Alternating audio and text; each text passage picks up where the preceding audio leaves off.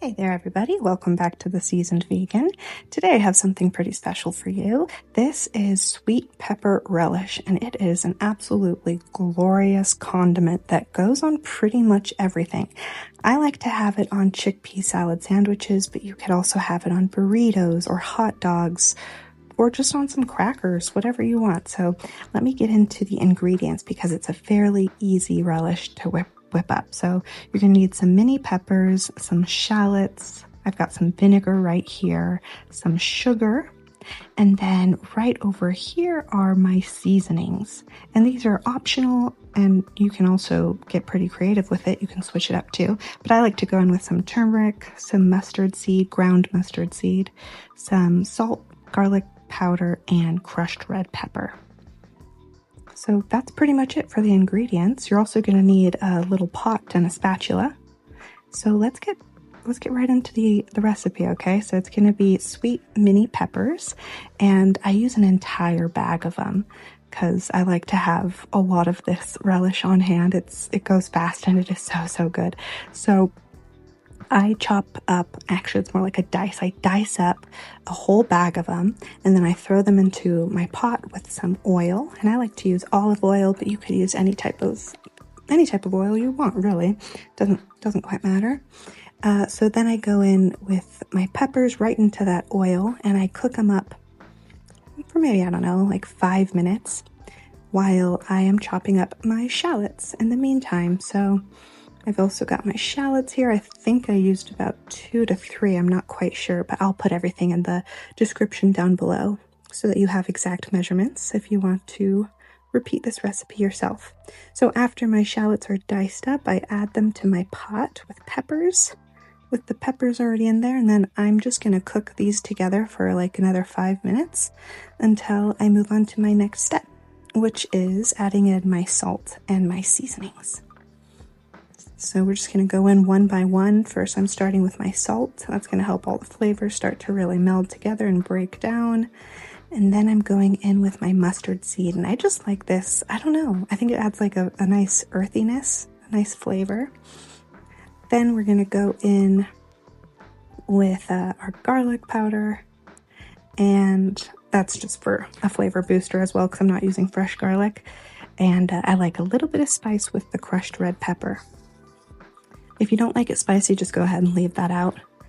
And I think I even went in with some black pepper as well. I can't remember at this point. Let's find out together. But there's the garlic powder there. And then I also go in with turmeric, and that's just for some extra color. I don't know. I like to throw in turmeric wherever I can. I enjoy cooking with it. And I have this huge bag I'm trying to get rid of. So there you go. Alright, so once all the seasonings are in, I just give it a really nice stir to make sure that everything is well incorporated. Make sure nothing's sticking to the bottom. Likely nothing's going to burn because the peppers do have a lot of moisture in them. So as you're cooking, that moisture is being released, and it doesn't take constant stirring. Just a stir every once in a while. Alright, so once all the seasonings are in and you've given it a good stir, then you want to move on to the next step, which is adding in your sugar and your vinegar. The sugar is going to help everything kind of get all sticky, sticky and relishy, if that makes sense. It's going to help everything kind of come together. And yeah, it's going to be absolutely delicious. So once the sugar is in and it's starting to dissolve, then you just go ahead and you add in your vinegar, and it's going to seem like you're putting in too much liquid, but trust me, the next step is to bring it to a boil and then just let it simmer for like 35 minutes. So we're going long, and I guess I should say we're going slow and low, not long. Well, I guess long cooking time, yeah. But we're going slow and low with this cooking process. So if you take a look when I scrape the spatula against the bottom of the pot, you can see that, there's still a lot of liquid in there. So you're just going to keep cooking it, and maybe like halfway through, give it another stir, see how it's doing, like so. It's starting to thicken up. You can see the liquid isn't rushing back to the center as much as it was last time. So it's starting to thicken up here, but that is definitely not enough. In this next shot here, you'll see that's how I like to get it. So it's looking kind of sticky. There's no liquid, and at this point you could add some agave if you wanted, and that would help give it some shine and give it some more stickiness. I like to do that. That's why it looks so shiny and nice. So yeah, it's done at this point. Now you can just put it in a container, and I like to keep mine in the fridge in a container, a nice airtight container, and it will last for quite some time, maybe like a week or two. It never lasts that long for me in my house, but it would be nice if it did. So there it is, you guys. It's such a glorious condiment. I think you're really, really gonna like it, and it's versatile. You can do a lot of different things with this. So there you have it. And here we go, just putting it in the fridge. That's how I like to store it. Bada boom, bada bing. So now I want to show you one of my favorite ways to eat this relish. This is actually how I discovered this relish. I forget what recipe or like where I originally found this. Honestly, I can't remember at this point. It was years ago, but I love to have it with a chickpea salad sandwich. And I think that might have been like the third video I ever uploaded onto this channel was my chickpea salad sandwich video. And it didn't do that well, but that's okay. I'm gonna just call right back to it.